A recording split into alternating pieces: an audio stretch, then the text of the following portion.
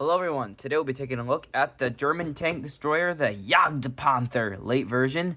So, SDKFZ 173, this is 1 to 35 scale 1 from Tamiya, and this is the 1996 issue. So, here you get the camouflage scheme and some history for the tank. And then here's another one, and you have a figure with this, and some more history for it. Let's open this thing up and take a look at what we have inside here. Alrighty. First things first, let's take a look at the instructions. So, you get the history for the tank right here. Then, how you build it. First, you build the back portion and the torsion bar suspension. Then you build the wheels, sprocket, idler. The wheels go on. You put them on the interleaved suspensions. Then you can build the exhaust. So there's two versions of exhaust. You can probably do a late war exhaust. And then the exhaust parts all go on like this. Then you add the jack as well as the towing area. Then you build the gun. So the gun, there's the breech and then the part that allows it to turn. Then you have the main barrel that goes onto the mantlet plate. All the periscopes on the inside go on the bottom of the part of the casemate, and then the additional hatches and stuff on the top. You put the upper hull on there. You build the grills for it.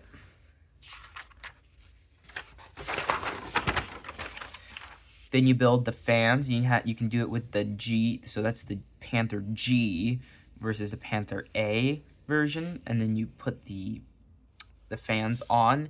Then you build the engine cover hatch, the radio, and then the tools, the cleaning rod case, that's interesting, machine gun, hatches, tools, that all goes on the side.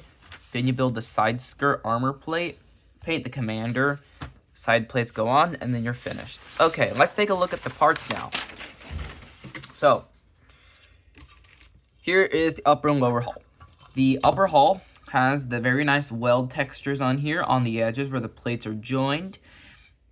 It doesn't have really any surface texture. That's very flat because it's welded. There's no rivets, but it looks pretty nice. The weld marks are very realistic looking. You have the mounting areas for the tool cases over on this side, and then the top actually has pretty good detail. The hatches, where the hatches would go. The back has the good rivets. This would be the engine hatch, and then the fans would go right here. On the bottom, you have the holes for the torsion bars that go in there, and the dampeners. And then on the bottom, you do get the full bottom, because this is not a, it's not the remote-controlled motorized one anymore. So you can see that it does allow it to go completely enclosed, which is a good thing. Yeah. And then, yeah, these two pieces have pretty good detail. All right, moving on. Let's take this one open.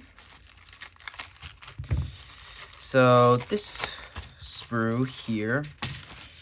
So first you have the you have spare track links you can just place all over the thing just to give it more detail.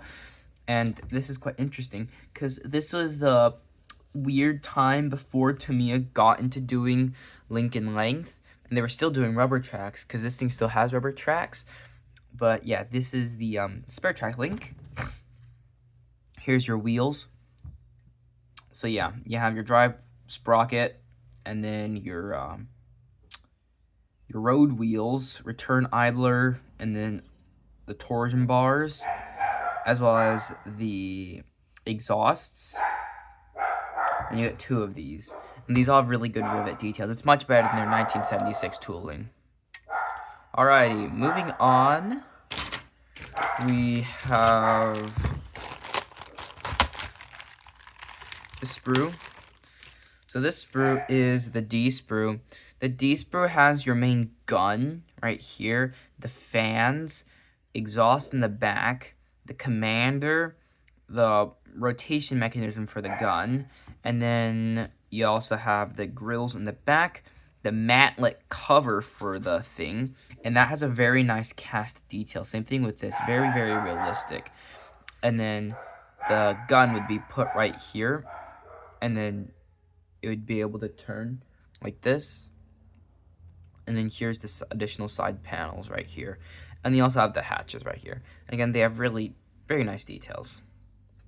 That's good. Alrighty, moving on. And before I go too far, there's also some wire here and the poly caps. I think the wire is just to make like the towing cable. So right here we have another big sprue.